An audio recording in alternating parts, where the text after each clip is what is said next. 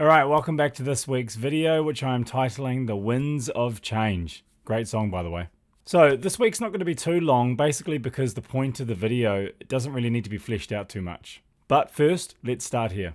Well, I'm back in New Zealand after a whirlwind week in LA, and I am honestly feeling fantastic. So, Monday was my first full day back, which included all the usual suspects. So waking early, reading, writing, family time, a kettlebell workout, about 3 hours on the drums, an evening run with my young boy Maximus in the pram, more family time, and then a bit of chill and then bed. That is very much the perfect day for me. If I can hit all the key areas of health, well-being, family, business, progress, then I feel like I've nailed it.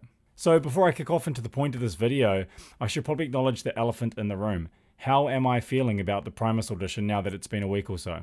Well, to be honest, now that I know all the amazing drummers that have passed through, because I only knew 4 going into it, I can honestly say that I feel more confident than ever. I was already feeling pretty confident going into it because, as I've stated, I truly believe that I'm the right person for the job. And then the audition happened and I walked out of the room and I thought, wow, I couldn't have put a better foot forward if I'd tried. In short, it went even better than I'd hoped. And by that, I just mean that I was comfortable, relaxed, I was able to tap into my true self on and off the kit and just do my thing. And like I say now, after knowing who came through the room after me, I truly feel that this gig is mine. Now look, I know that's a bold statement. I mean, you saw the list. We had world-class drummers by all accounts come through. So well-known heavyweights like Pridgeon, Lang, Borelai, Glaspie, and even some underground weapons like Dolan's, Stone, Hoffman, just to name a few.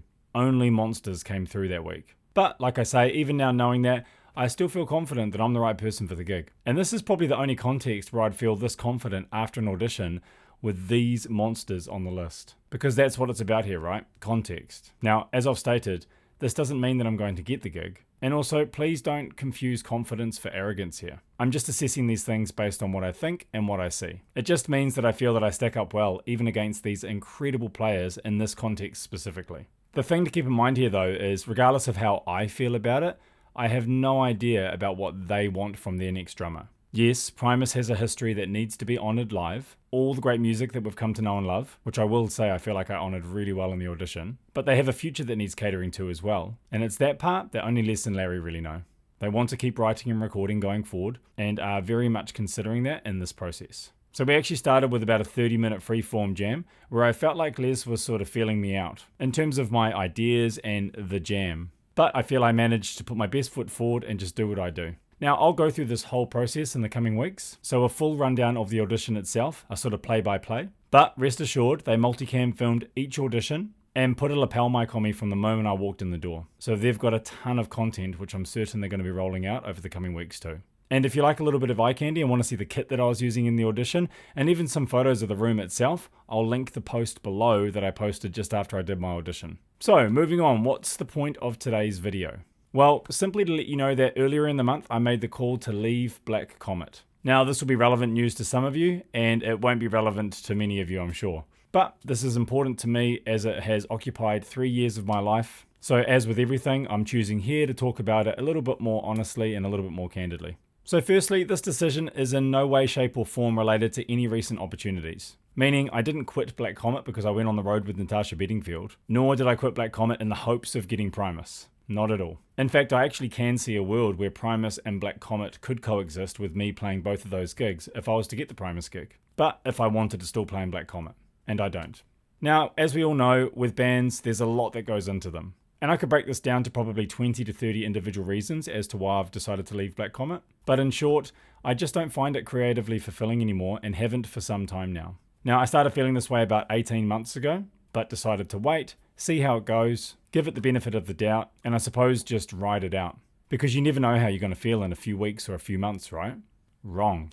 The older I get, the more that I've realized anything to do with how I feel about my creative outlet only intensifies as time passes. Seldom does it weaken. Once I know, I know. If I start feeling a certain way in regards to my drumming or something that I'm doing with my drumming, like a project or work or a band, that feeling never changes. It only grows stronger over time, and that's exactly what happened here. I put down this sort of accuracy of knowing these feelings and understanding them because of my intuition, and I trust it wholeheartedly. I know what I want from my drumming, I know what I want from my life, and not everything that I have the privilege of being a part of fits into that vision of my future self, even if it once did.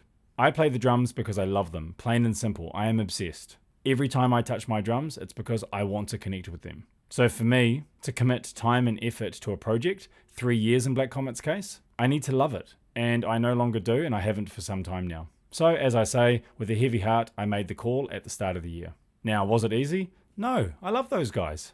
It was actually a blast playing with them in that context. But my heart checked out a while ago, which I could no longer ignore, so it was finally time that I checked out too. So what was missing creatively? Well, I think the best way to answer that is by saying that Black Comet wasn't really my vision. It was someone else's. My role was to play pocket, add a little color here and there, but to do what was needed to fulfill that vision.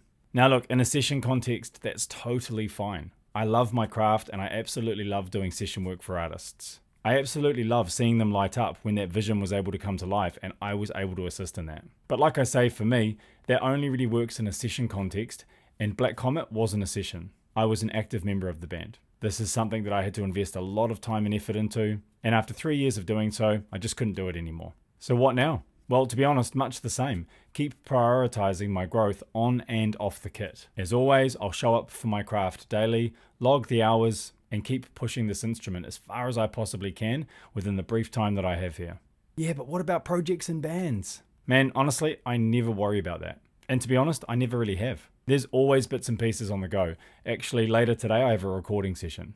But as I've said a bunch, I'm purely led by the pursuit of the craft and my love for the craft. It's the process itself that really pulls me in. And everything else after that, the opportunities, the amazing experiences that I'm fortunate enough to have, well, honestly, that's just a byproduct and definitely not a motivator for me. It's just a result. And yes, results are good, for sure, I understand that. But make no mistake, they are just a result and nothing more. It's the process that I'm really interested in, and it's the process that you get true growth from. If you've been following me for a while now, you know me. I just focus on the work because that's the one thing that I can truly control. And the rest, well, as I've stated, I'll just leave that up to the powers that be. We'll leave it there this week. Thanks a lot for tuning in. If you like these sort of videos, then please head over to masterminddrummer.com where you can sign up for my weekly newsletter. And you can also see all the courses that I'm doing revolving around double stroke, chops, single kick, anything that can help you move forward as a player and as a person too. Cheers.